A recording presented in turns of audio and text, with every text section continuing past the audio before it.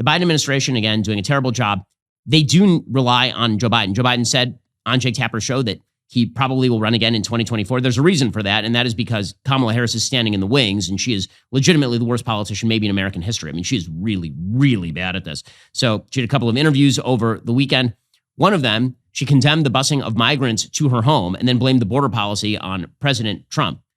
That dog is not going to hunt, Vice President. Talk about political theater. I mean, playing games with people's lives, with their lives.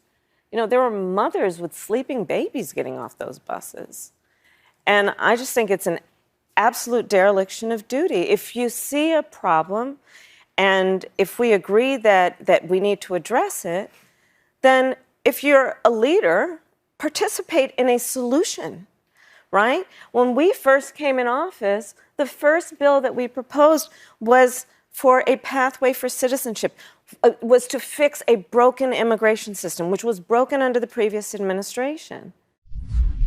Wait, so your proposal was to make all these people citizens. I noticed it wasn't to close the border in any significant way. I love this. She's the border czar. Joe Biden put her in charge of the border. She's like, oh my God, illegal immigrants are getting off of buses in Washington, D.C., disaster area. You are the vice president of the United States. She also, by the way, said that children are our future. No one spouts platitudes with more platitudinous stupidity than Kamala Harris. It is truly an awe-inspiring synergy of a platitudinous human being saying platitudinous things. I truly believe that they are our children. They are the children of our country, of our communities. I mean, our future is really bright if we prioritize them, and therefore prioritize the climate crisis and the need to address it. If we think about our children, prioritizing the need to bring our country together.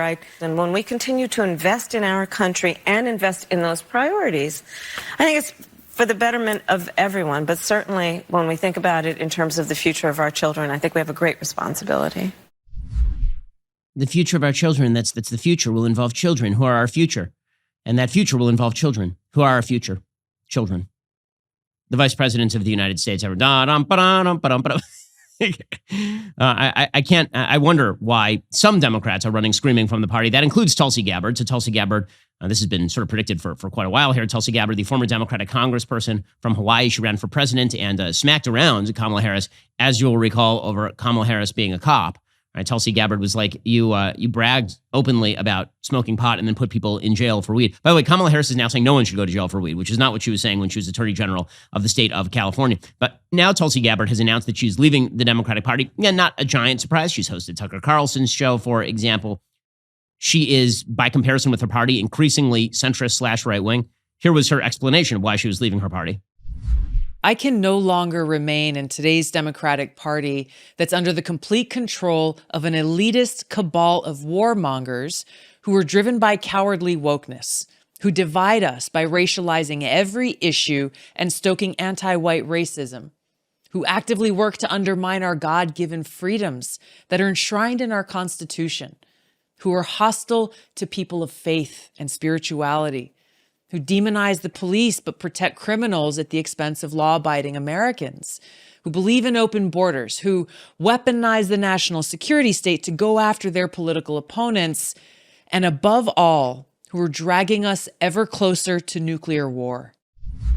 Hey, you're going to have to spot me the lie right there. Now, listen, I have significant disagreements with Tulsi Gabbard on foreign policy. I mean, Tulsi Gabbard was, I would say, rather warm toward the Assad regime in Syria.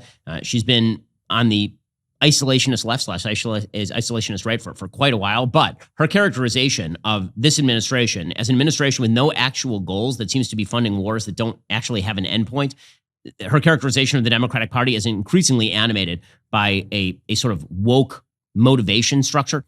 That's obviously true. And that is why the Democrats, I think, are going to significantly underperform the polls in about a month here. I think that the polls right now that are showing Democrats likely to keep control of the Senate, according to 538, they're saying that Democrats have about a 2 in 3 chance of retaining the Senate.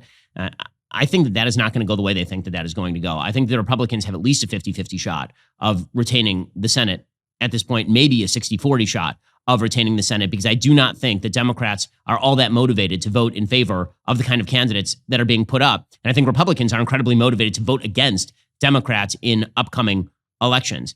And one of those elections that I think is going to get away from them rather quickly here, by the way, is the Pennsylvania election. So right now, the polling is showing that election is getting closer and closer. That, of course, I've been predicting for quite a while. That would be the election between John Fetterman, who is a career useless person who presided over the death of a small town while getting paid about $7 a year and being supported by his family until he was 49 years old, but also wears Carhartt sweatshirts, and Dr. Oz. So that poll has been that number has been getting closer and closer. The Real Clear Politics polling average now has Fetterman with just a 3.7 percentage point lead, and John Fetterman he has been disabled by his stroke. He does not have the capacity to carry on full conversations without the aid of a closed captioning monitor because of that stroke. That's not according to me. That's according to MSNBC. Here's an MSNBC reporter explaining. We had a monitor set up so that he could read my questions because he still has lingering auditory processing issues as a result of the stroke, which means he has a hard time understanding what he's hearing. Now, once he reads the question, he's able to understand. You'll hear he also still has some problems, some challenges with speech. And I'll say, Katie, that just in some of the small talk prior to the interview before the closed captioning was up and running, it did seem that he had a hard time understanding our conversations. Okay, so again, is this going to cut in favor of John Fetterman? Again, his radical record is being exposed day by day. So I think that Pennsylvania race is no foregone conclusion in favor of the Democrats.